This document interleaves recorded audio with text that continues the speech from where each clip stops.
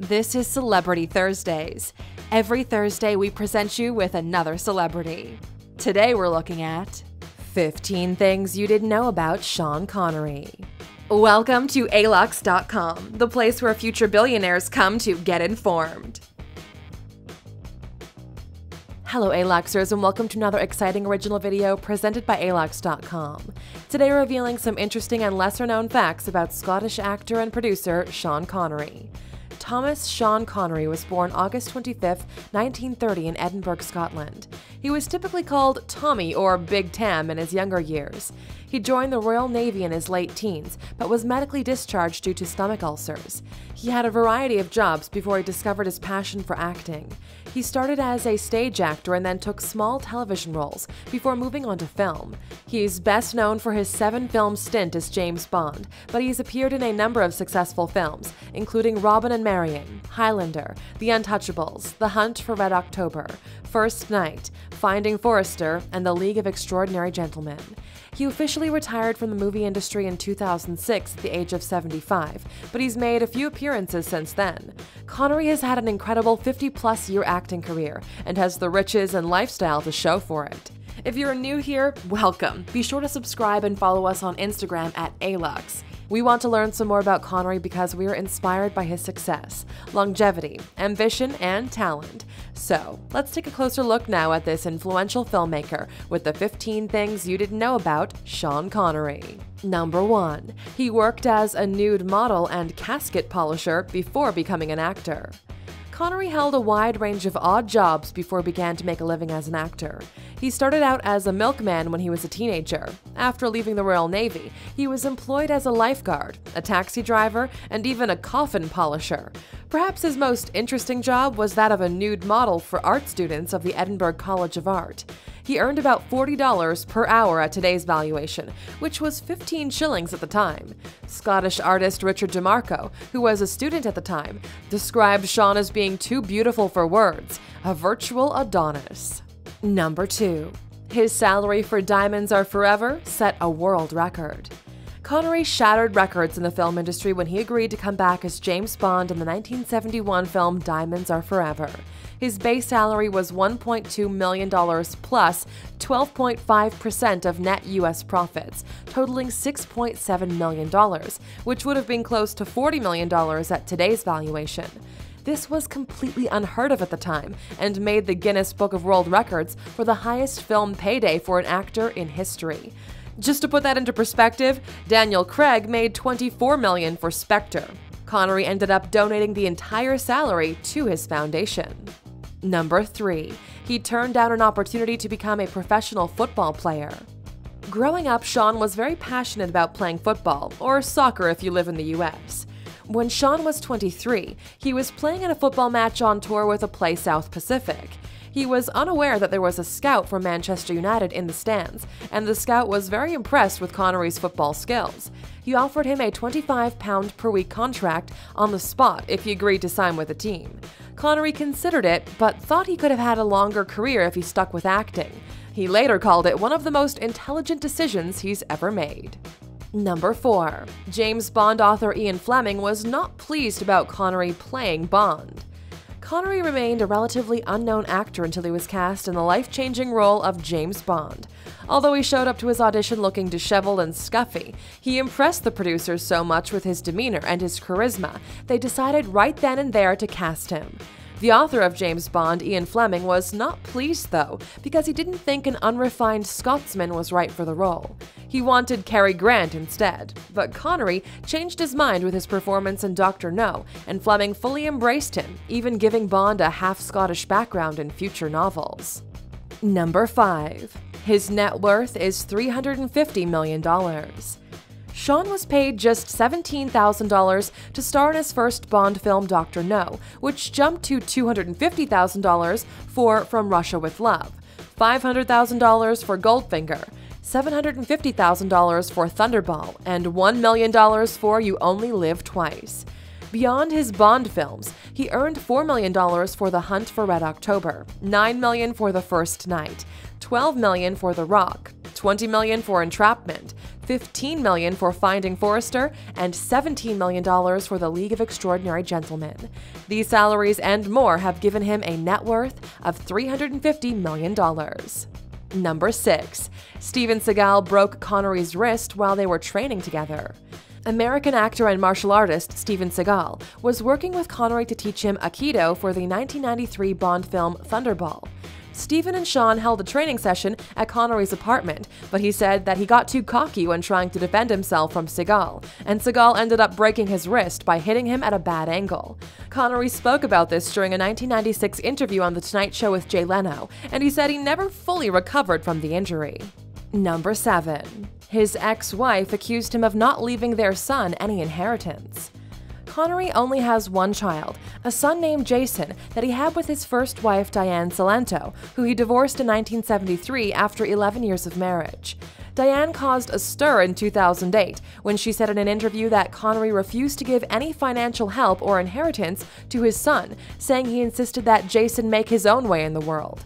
He also said Connery resented his son for using the name he made famous to further his own acting career.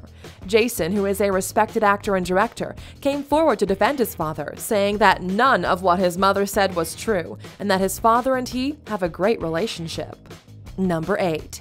He stated in an interview that it's okay to hit a woman. Connery raised a lot of eyebrows and voices of protest when he boldly stated in a 1987 interview with Barbara Walters he thought it was okay to hit a woman if she needed to be kept in line or if she deserved it. This wasn't the first time he made such a controversial statement. He said almost the same thing when interviewed by Playboy magazine in 1965. Number 9. He wore a toupee for all of his Bond roles. Connery started losing his hair at the age of 17, a genetic trait that was shared by several of the men in his family. He started wearing a toupee in his acting roles, starting back in 1958, and wore a hairpiece for every Bond film he starred in. Privately, he was not self-conscious about going bald, and refused to wear a toupee in his everyday life. He also refused to wear a toupee in most of his other film roles after his Bond movies. Number 10. He lives in a private estate in the Bahamas. Connery prefers to live his life out of the spotlight these days, and one of the ways he's able to enjoy a low-key lifestyle is by retreating to his private estate in the Bahamas. He's lived in the privately gated community of Lyford Cay since the 1990s. Living in the elite community gives him access to tennis courts, a marina, a golf course, and a mile-long private beach. He's also owned residences in Scotland, London, New York City, and in Nice, France, which he listed the home for $22 million back in 2013. And here's a fun fact. The Bahamas made our list of the top 10 countries where you can start a new life. Click on the upper right-hand corner to check it out. Number 11. He shut down his production company in 2002. Connery opened the Fountain Bridge Production Company in Los Angeles in 1992. He named the company after the town he was born in Scotland. He had dreams of building a production company in Scotland, but never achieved that goal. He closed the doors of his production company in 2002 after producing a number of films, including The Rock, Entrapment, Finding Forrester, and The League of Extraordinary Gentlemen. Number 12. 16 people, including his wife, were charged with tax evasion when he sold his home. In 1999, Connery sold his house located in Marbella, Spain for around $7.5 million. 6 years later, he was accused of withholding about $7.5 million in taxes from the Spanish government due to tax fraud. After investigating further, police declined to charge Connery himself, but 16 other people involved in the sale, including his wife and his lawyers, were criminally charged. It was alleged that his wife had conspired with the attorneys and buyers to hide profits from the sale to lessen the tax burden. She faces a fine of up to $21 million and 2 years in prison if convicted. Number 13. He's the richest British actor. As we mentioned, Sean has a net worth of $350 million, which places him at the top of the list of the richest British actors. He's far richer than the second Brit on the list, Sir Anthony Hopkins, who has a net worth of $160 million. Rowan Atkinson comes in third with $130 million, and Robert Pattinson claims the next spot with a net worth of $100 million. Number 14. He lost around $450 million for turning down the role of Gandalf in Lord of the Rings. Lord of the Rings producers initially asked Connery to take on the role of Gandalf in the Lord of the Rings trilogy, but he turned it down because he never read the books, couldn't wrap his head around the script, and had no desire to relocate to New Zealand for 18 months. The producers wanted Connery so badly, they offered him $10 million per film plus a 15% stake in the total gross, which equals out to around an incredible $450 million for just 3 movies. Sir Ian McKellen gladly stepped into the role, and it became one of the highest-grossing film franchises of all time. Number 15. His films have an adjusted gross of $5.3 billion. Sean has over 90 acting credits to his name, and he's been in some incredibly successful films, his most successful being Indiana Jones and The Last Crusade, which brought in $474 million worldwide. The combined total gross of his films is $1.88 billion. However, the majority of his most successful films were in the 60s, 70s, and 80s, so when these box office numbers were adjusted for inflation, the total gross is much higher, over $5.3 billion. There you have it, Aluxers, some interesting, lesser-known facts about Sean Connery. Now that you've learned some more about him, we'd like to know, do you consider Sean Connery to be the best James Bond in the franchise's history? If not, who do you like better? Let us know what you think in the comments. Still here? Here's a bonus fact just for you. Number 16. He was nearly bitten by a shark while filming Thunderball. While filming the 1965 flick Thunderball, Connery was supposed to act in a pool with live sharks, but he was assured that a special plexiglass partition had been built in the pool to keep him separated from the animals. However, during filming, one of the sharks managed to bypass the partition, causing Connery to have to swim for his life to escape the pool. The witnesses said he was nearly bitten by the not-so-happy shark.